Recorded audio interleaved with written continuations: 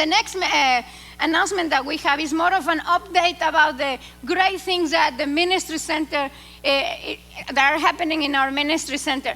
It's very difficult to keep up with Pastor Abdon.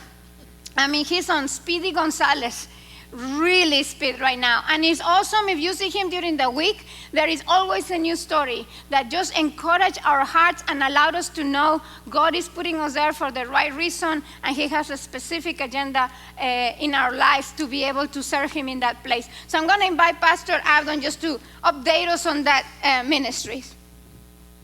Good morning. Good morning. I wanted to give you some updates. First on the building.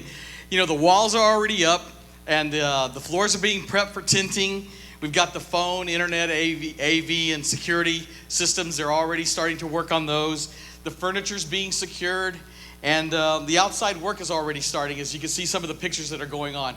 And that's just the physical building part of it. But the other things that are going on right now is we've been having the Tuesday connections and the Friday morning worship services. And those have been a blessing because we are being connected to the community, obviously.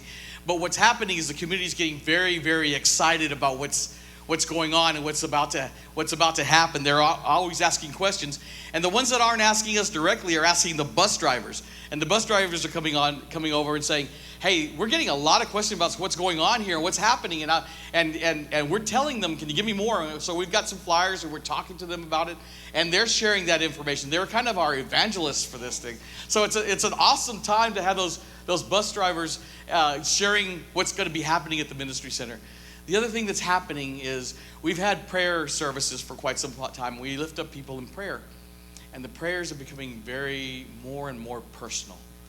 The people that we're talking to are lifting up more deeper prayer requests to us. It's not just pray for health, pray for my family, but it's personal stuff.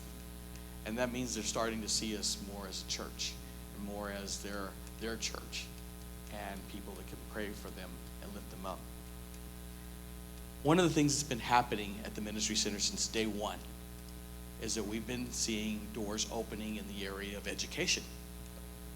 You know, we have ESL classes that are going on Monday nights, and they're happening every Monday at Northern Hills Elementary. God opened a door for us that was closed, and he opened a door for us to get in there. And we have 20 plus students and about the same number of mentors that are being able to spend time with students and help them and update them on what's going on and teach them English. And it's not just teaching, it's also relationships, and it's a blessing for that on all sides, both us and the students.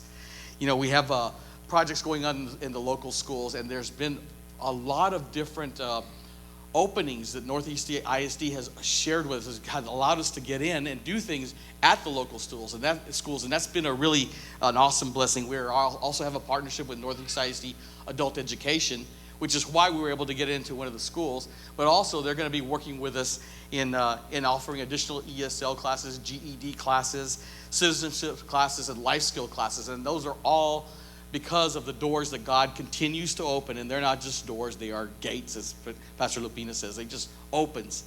You know, one of the things that I wanted to share with you today that's another gate that was opened is the Methodist congregation, the Methodist Church, does a thing called Project Transformation. It's really big in Dallas, and it's big here. And there's been about 3 churches that participated in that. And what happens is we have college interns that come for 8 weeks during the summer, and they help and teach kids how to read. And they do this by doing a summer day camp program. And it runs from about 9 to 3, and it runs for about 8 weeks.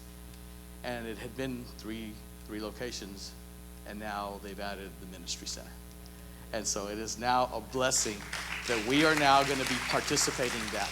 And the Lord has opened that door for us. And what we're going to have the opportunity to do is read with and spend time with about 80 lower income children from the ministry center area.